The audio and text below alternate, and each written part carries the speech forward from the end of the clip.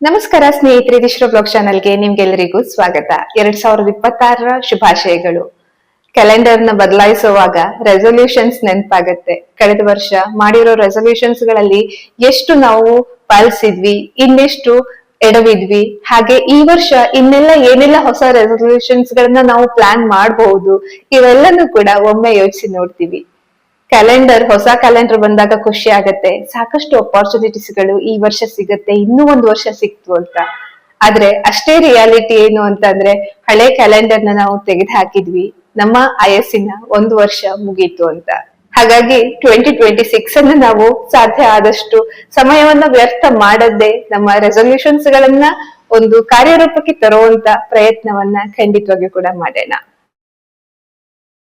ಹಾಗೆ ಇವತ್ತಿನ ರೆಸೊಲ್ಯೂಷನ್ಸ್ ಅನ್ನ ನಾನು ಮಕ್ಕಳಿಂದ ವಯಸ್ಸಾದವರವರೆಗೆ ಎಲ್ಲರಿಗೂ ಅನುಕೂಲವಾಗುವಂತಹ ರೆಸೊಲ್ಯೂಷನ್ ಜೊತೆಗೆ ಬಂದಿದ್ದೀನಿ.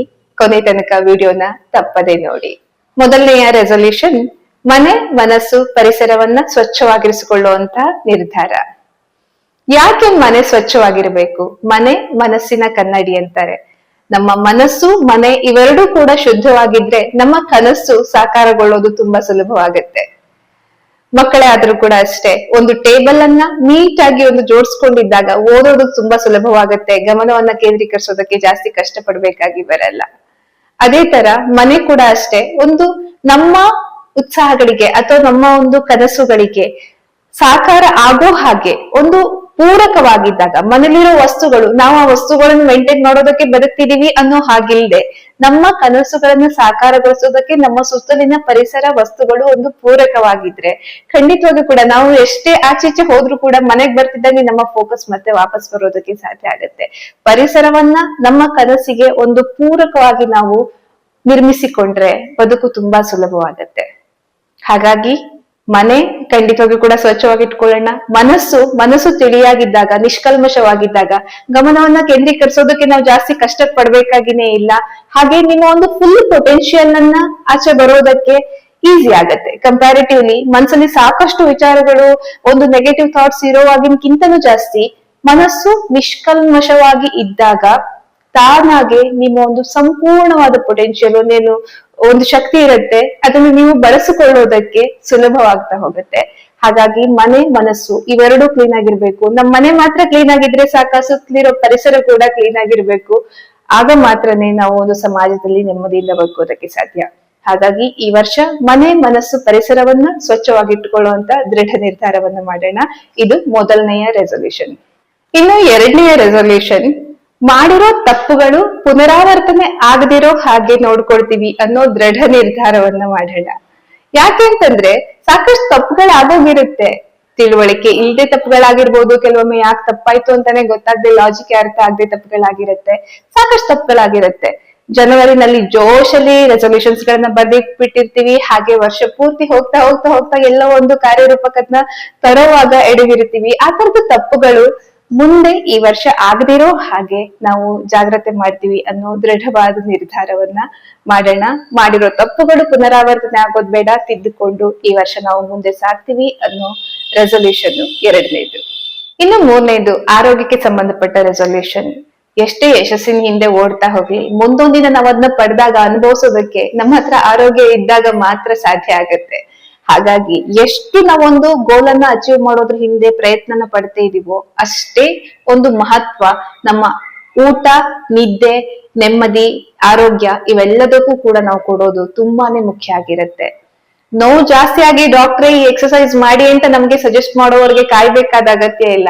ನಮ್ಗೆ ತಿಳಿದಿರೋ ವ್ಯಾಯಾಮವನ್ನ ನಾವು ಮನೇಲೆ ಮಾಡಬಹುದು, ಇಲ್ಲ ಹತ್ತಿರದ ಯೋಗ ಸೆಂಟರ್ ಗಳಿಗೆ ಜಾಯಿನ್ ಆಗ್ಬಹುದು, ಫಿಟ್ನೆಸ್ ಕ್ಲಬ್ ಗಳಿಗೆ ಜಾಯಿನ್ ಆಗ್ಬಹುದು.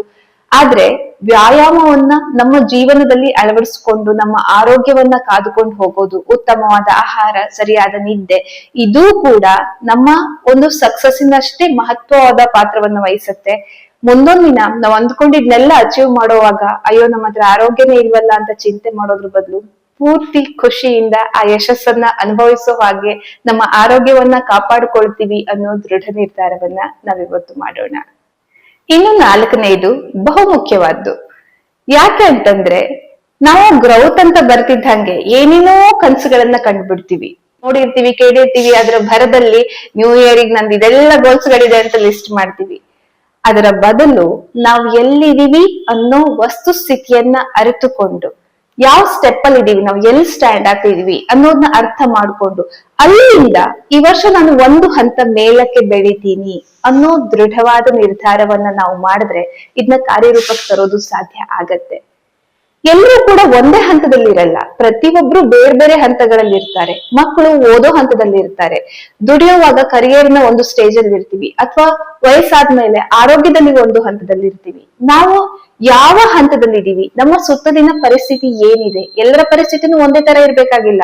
ಕೆಲವು ಮಕ್ಕಳಿಗೆ ಸ್ವಲ್ಪ ಓದಿದ್ರು ಸಾಕಾಗ್ಬಹುದು, ಕೆಲವು ಮಕ್ಕಳಿಗೆ ಜಾಸ್ತಿ ಓದ್ಬೇಕಾಗ್ಬಹುದು, ಅಥವಾ ಕೆಲವರ ಫೈನಾನ್ಷಿಯಲ್ ಪರಿಸ್ಥಿತಿ ಬೇರೆ ಬೇರೆ ಇರಬಹುದು, ಅಥವಾ ಹೋಮ್ ಮೇಕರ್ಸ್ ಏನು ಒಂದು ನನ್ನ ಐಡೆಂಟಿಟಿನ ಕಂಡುಕೊಳ್ತೀನಿ ಅಂತ ಆಚೆ ಕೆಲಸ ಕೊಟ್ರೆ ಕೆಲವ್ರ ಮನೆಯಲ್ಲಿ ಸಪೋರ್ಟಿವ್ ಇರ್ಬೋದು, ಕೆಲವ್ರ ಮನೆಯಲ್ಲಿ ಸಪೋರ್ಟ್ ಇರ್ಲಿಕ್ಕಿಲ್ಲ.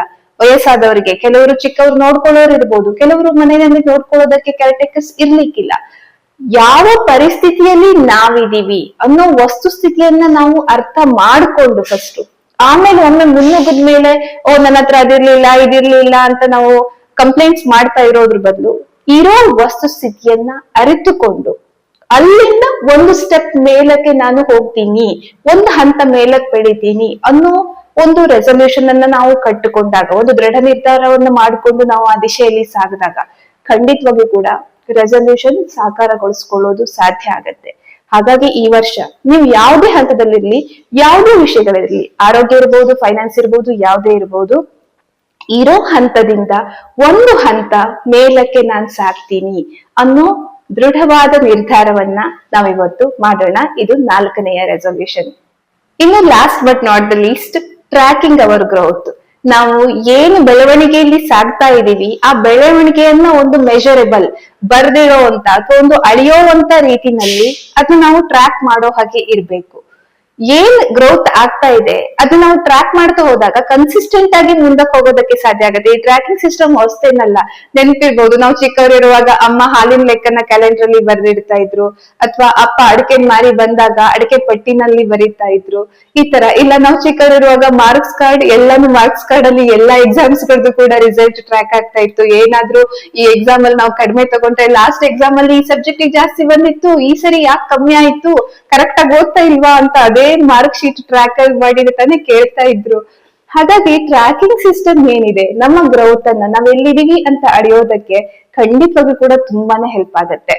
ನಾನು ಇಡೀ ವರ್ಷ ಟ್ರ್ಯಾಕ್ ಮಾಡ್ತೀನಿ. ನನ್ನ ಮಕ್ಕಳ ಕ್ಲಾಸಸ್ ಇರ್ಬೋದು, ಕರೆಂಟ್ ಬಿಲ್ ಇರ್ಬೋದು, ಎಲೆಕ್ಟ್ರಿಸಿಟಿ ಇರ್ಬೋದು, ಎಲ್ಲಾನು ನೀಟಾಗಿ ಒಂದೊಂದು ಪೇಜ್ ಅಲ್ಲಿ ಟ್ರ್ಯಾಕ್ ಮಾಡ್ತಾ ಹೋದಾಗ ಏನಾಗತ್ತೆ, ಈಸಿ ಆಗತ್ತೆ, ಎಲ್ಲಾನು ಕಣ್ಮುಂದಿರತ್ತೆ. ಈ ವರ್ಷ ಈ ಒಂದು ಹವ್ಯಾಸದಲ್ಲಿ ಹೇಗ್ ಹೋಯ್ತು, ಎಷ್ಟು ಕ್ಲಾಸ್ ಅಟೆಂಡ್ ಮಾಡಿದ್ರು, ಏನ್ ಗ್ರೋತ್ ಆಯ್ತು, ತಬ್ಲಾ ಕಲಿತಾ ಇದ್ರು, ಇದ್ರಲ್ಲಿ ಏನ್ ಗ್ರೋತ್ ಆಯ್ತು, ಇಲ್ಲ ಓದ್ತಾ ಇರೋದ್ರಲ್ಲಿ ಇದ್ರಲ್ಲಿ ಏನ್ ಗ್ರೋತ್ ಆಯ್ತು, ಯೋಗಾಭ್ಯಾಸ ಹೇಗ್ ಸಾಗ್ತಾ ಇದೆ, ಒಂದು ಶೀಟ್ ಅನ್ನ ಟ್ರ್ಯಾಕ್ ಮಾಡ್ತಾ ಹೋದಾಗ ನಾವ್ ಎಲ್ಲಿ ಇದೀವಿ, ಎಲ್ಲಿ ಹಿಂದಕ್ ಬೀಳ್ತಿದೀವಿ, ನಾವ್ ಅಂದ್ಕೊಂಡ್ ಹಾಗೆ ಸಾಕ್ತಿದೀವ, ಇಲ್ಲ ಇದ್ರಲ್ಲಿ ಏನು ಬದಲಾಯಿಸ್ಕೋಬೇಕಾ, ತಪ್ಪುಗಳನ್ನ ತಿದ್ದುಕೊಳ್ಳೋದು, ಸರಿಯಾಗಿರೋದನ್ನ ಉತ್ತಮವಾಗಿಸ್ಕೊಳ್ಳೋದು, ಇಲ್ಲಿ ಏನ್ ಅಗತ್ಯ ಇದೆ ಅನ್ನೋದನ್ನ ನಾವು ತಿಳ್ಕೊಂಡು ಮತ್ತೆ ಮುಂದಕ್ಕೆ ನೆಕ್ಸ್ಟ್ ಇಯರ್ ರೆಸಲ್ಯೂಷನ್ಸ್ ಬರೆಯೋವರೆಗೂ ಕಾಯ್ಬೇಕಾಗಿಲ್ಲ.